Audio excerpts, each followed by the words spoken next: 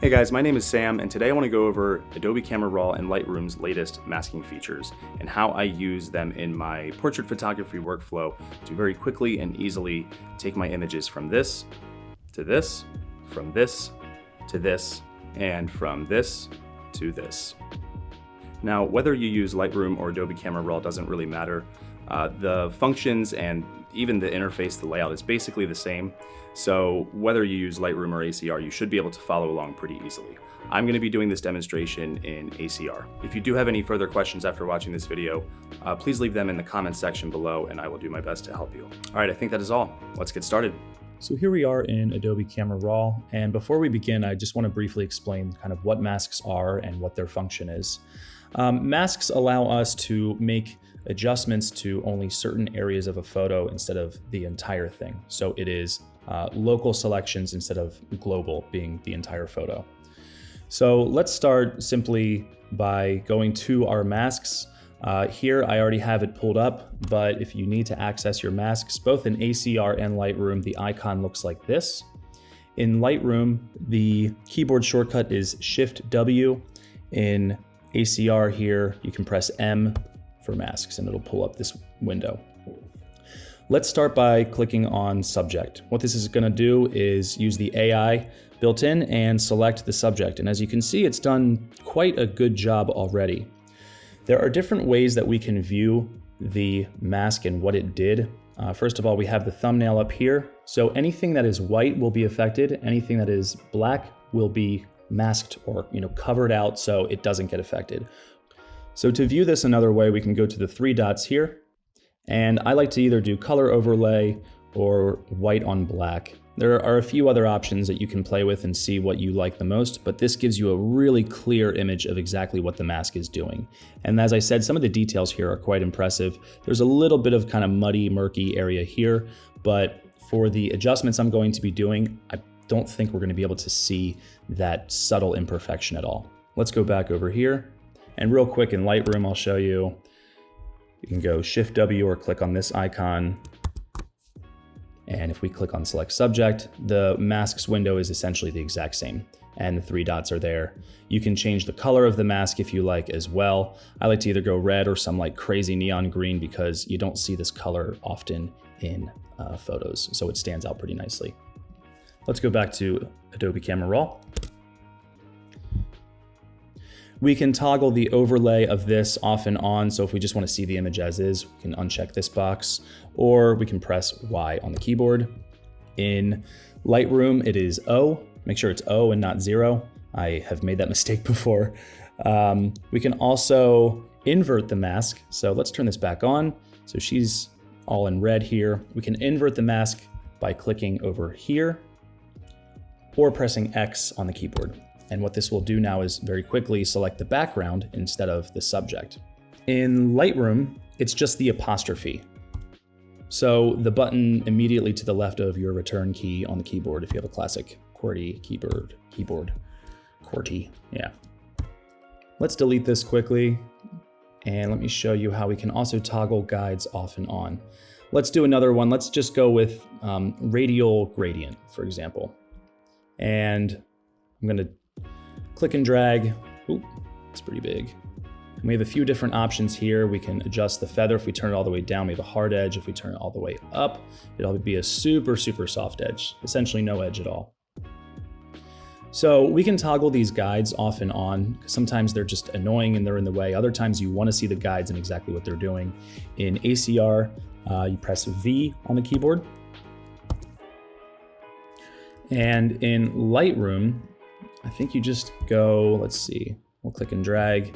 If you just hover away, the guides will disappear. So there you go. Let's delete this, and this mask, let's just delete because there's nothing there now. So she is a little bit on the dark side compared to the rest of these images. I captured these images recently for an insurance company, and my studio has 4 windows and the light changes like crazy when there are, when the sun is passing in front of and behind clouds. So as you can see, this one is really dark, and then this one, there's this really warm tone on the background. So let's address that first. Because globally here, I'm gonna brighten up this one, probably this one a little bit, and then we're also going to match these backgrounds. So let's start here, and I want to desaturate this background. I want to desaturate all of these backgrounds so that there's basically just no color, and that'll be closer to being more consistent. So something that's really cool that we can do is I'm going to select all of these images. I'm going to go to Subject, and it's actually going to do all of these at once. So this really can speed up your editing workflow, which is nice.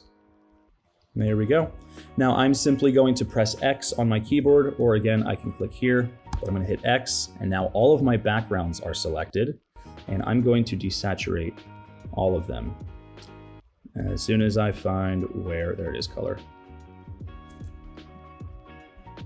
So now I know, let's go back here, and we can see all of these are desaturated. Now, if you have really, really complicated hair on one of your subjects, the mask might not be perfect. You might see a little bit of desaturation on the hair, but overall I've found that the AI, again, is just very, very impressive, and I'm not noticing any issues here. So some of these images are a little dark. This one, for example, I want to brighten up to maybe about this medium gray here. So again, I have my mask, and I can create a new mask or work on this same mask. I'm going to click, and now it's pulled it up. And I'm gonna just go to exposure and brighten that up a little bit. Watching very carefully that the edges don't get, kind of funny on me, because, they can get a little funny on you. All right, let's turn this guy up. He needs all kinds of brightening.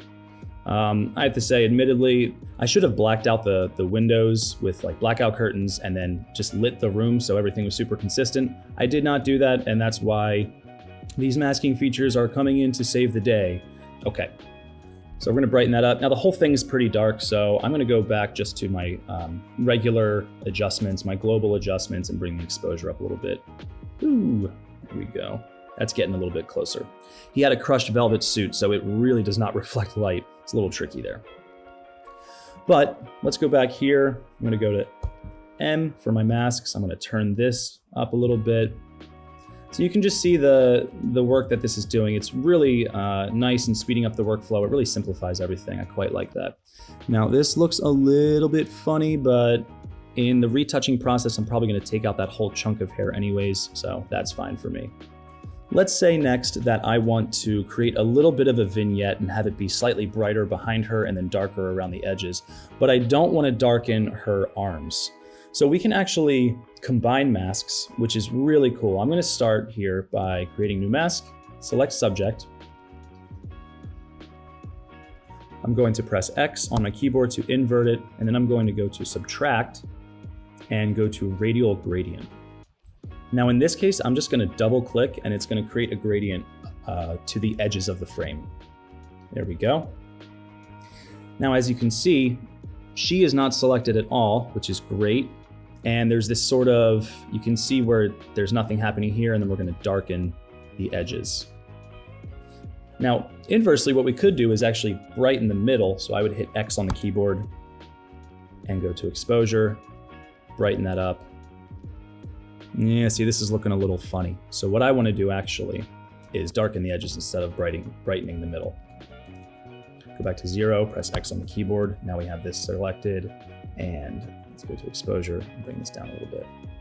And I'm also going to soften that feather a little more, or actually harden the edge of the feather. Let's turn the guides off by pressing V on the keyboard and zooming out. And as you can see, this is just, to me, it's visually a little bit more interesting than if we have nothing going on, which if I click on the eye here, this will toggle the visibility off and on. Pretty nice. I think what I want to do actually, let's go back, we'll just click here, click on radial gradient. I'm going to press V to pull my guides up and bring this in. Maybe we'll soften that feather up a little bit. Make sure when you're doing these adjustments, like if you're doing a vignette around the edge, make sure you zoom out, turn your guides off so you can really see what you're looking at. If you're too up close, you can't really get a good idea of how hard that edge is and if it's starting to look kind of, sloppy. So I would want to match these backgrounds so they're kind of all the same gray. Like these ones are dark. Let's go here and brighten this up a little bit. And again, if you push this too far, you're really gonna start, like the edges are gonna start to get really, really weird. And it's becoming very obvious in this image. So remember, subtlety.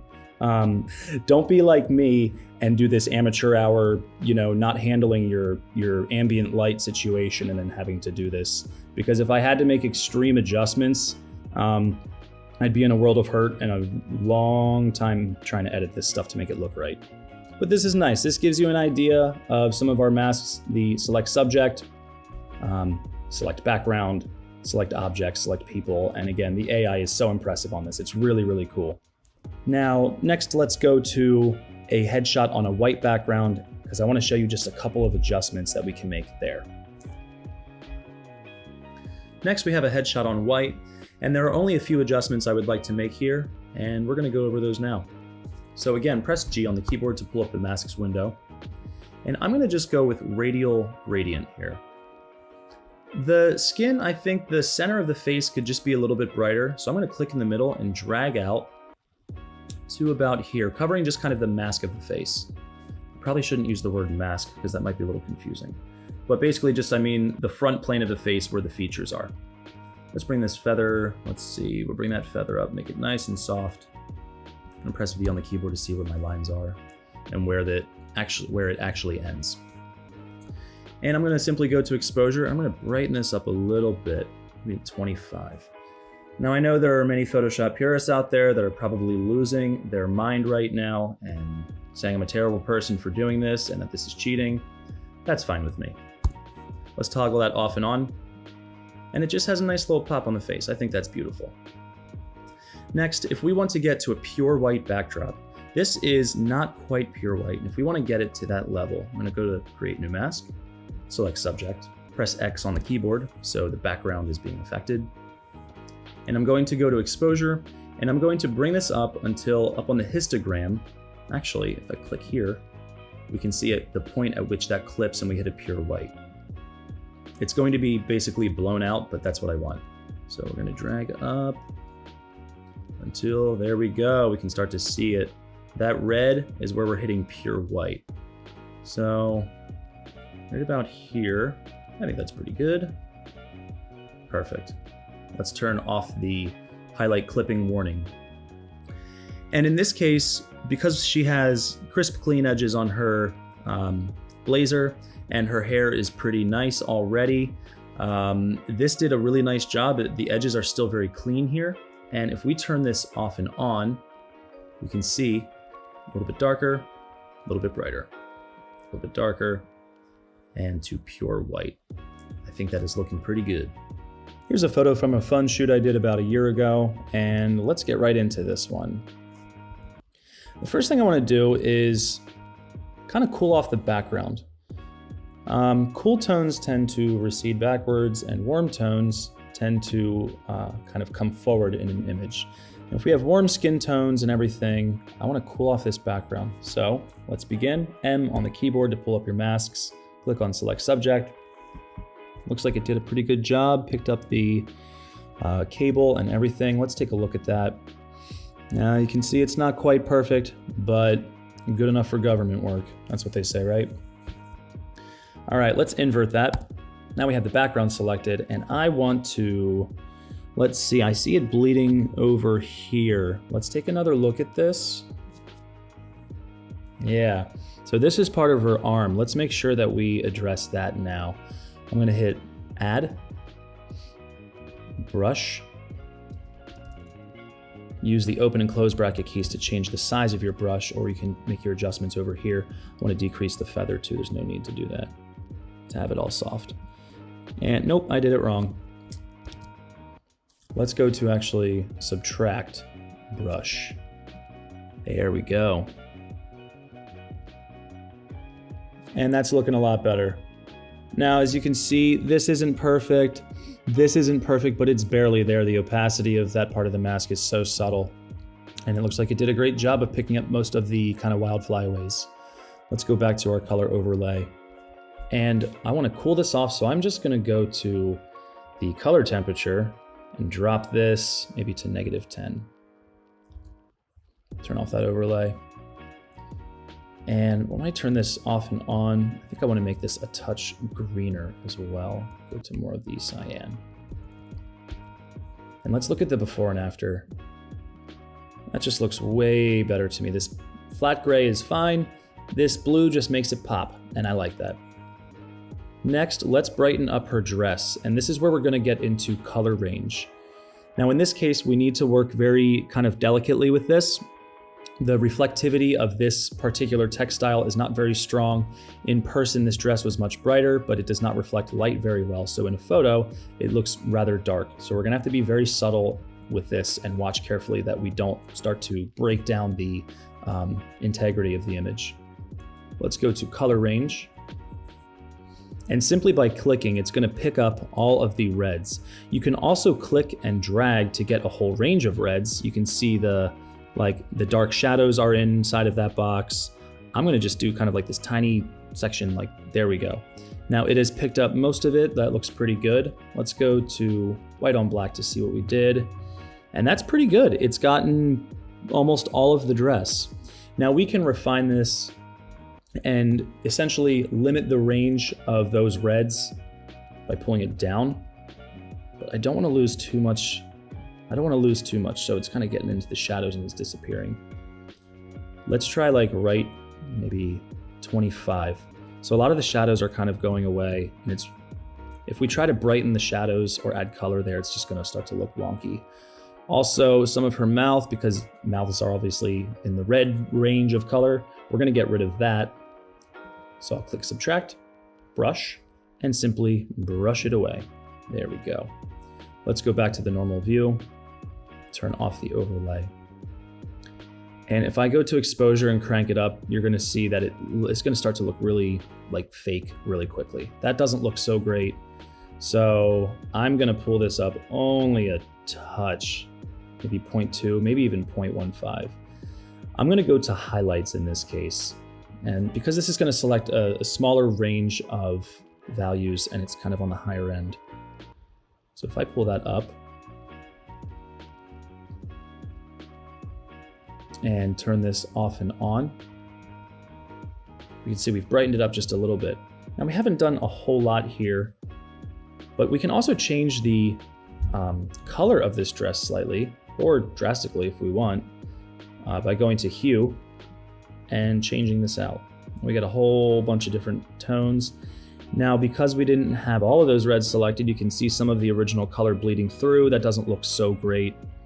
So if you want, you can go back to your mask by clicking here.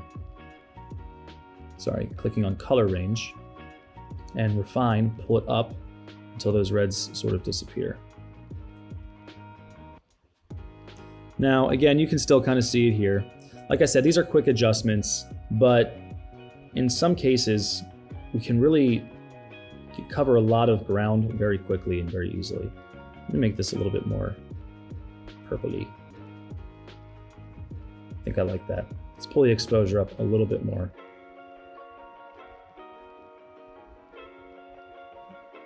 Pull the refine down just a touch. Now let's take a look at this again. This is after, before, after. I don't think I love the tone that I changed this to, so I'm gonna go back to 0 on the hue. And that looks pretty cool. Let's add a vignette to the background here. Again, create new mask, select subject, invert by pressing X on the keyboard, subtract, and we'll go to radial gradient. I'm gonna double click. Here we go. Press V to see where my guides are. Maybe pull this in a little bit. Like that, maybe down. And I'm gonna just drop the exposure. Let's bring that down, down, down. Go to -0.5. Zoom out and take a look at that. Let's see what this looks like. Let's look at all of the adjustments we've made so far by going up to where it says create new mask and hitting the toggle visibility, this will affect all of the masks that we've created.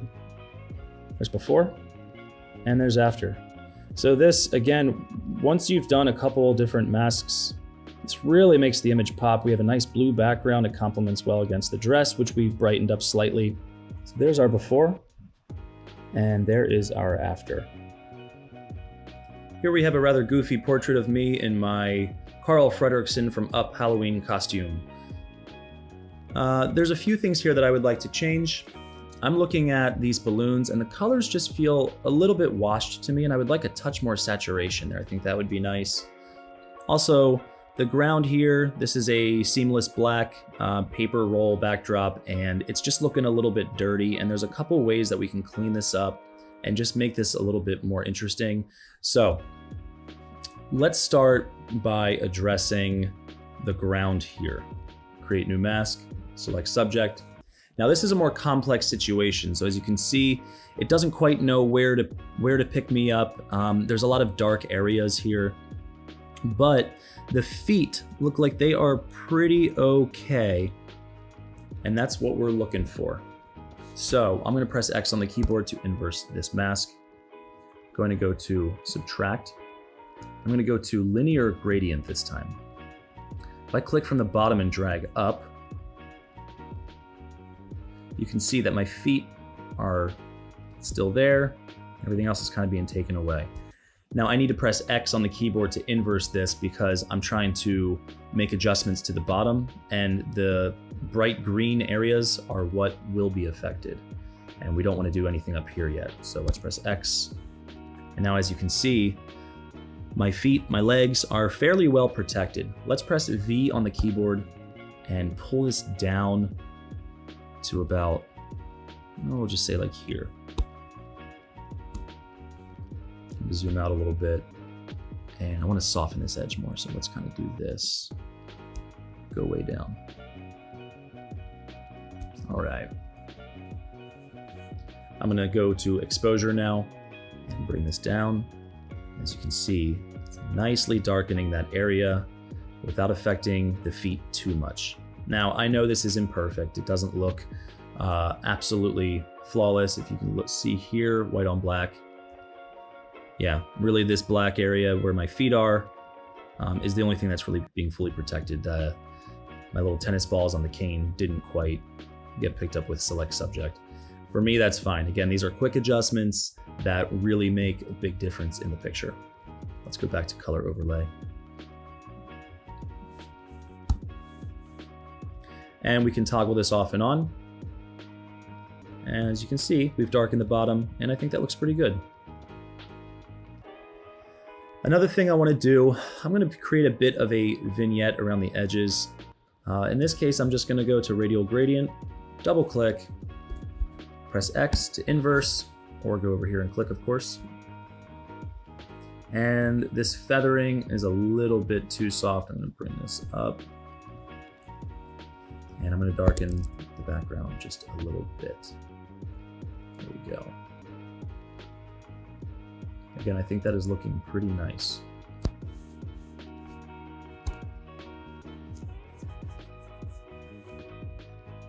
There's a little leak of light up here from my studio lights. I don't really love this. So create new mask, linear gradient, click and drag. Now we're gonna have to finesse this one a little bit so that it looks natural. Go to exposure and just drop that down. We're gonna keep bringing that down. Now let's work on these balloons. Click on color range, and let's work on these yellows first. I'm gonna simply just click on this yellow balloon, and you can see, let's go to white on black. You can see it has definitely selected these yellow balloons, but there are a little bit of yellows in other areas. These tennis balls are pretty yellow. My skin and the shirt apparently is a little bit yellow as well. We can refine this edge, limiting the range of yellows. And so if I drag down, it's gonna make me mostly disappear. And I like that the tennis balls are still selected because I wanna darken those as well, kind of saturate them more. However, if I wanted to get rid of the tennis balls, I can combine this mask again by going to subtract and just going to brush, and I can brush those tennis balls right out. Pretty neat. All right, let's go back to color overlay. And I'm going to reduce the exposure. I think the exposure will probably do it. As you can see, that's getting a pretty nice pop in the yellow. It's a little more saturated that way. Let's turn off the show overlay. There we go. And we can toggle this off and on right here. And if you look at the yellow balloons, you can see brighter, darker. It's got a little bit more punch to it. There are other options. We could increase the saturation and really make them a screaming yellow. We could really flatten it out too. Again, subtlety is the name of the game here. You don't want to overdo it. Let's make these blues a little richer next.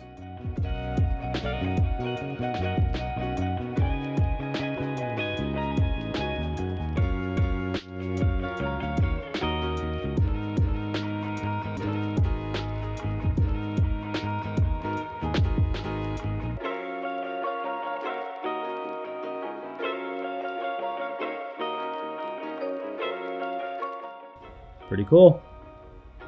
All right, that's everything, guys. Thank you so much for checking this video out. If you have any questions, as I said, leave it in the comment section below and I'll do my best to help. If you found this video helpful, please hit the thumbs up button and subscribe if you feel so inclined to do so. Thank you again and have a wonderful day.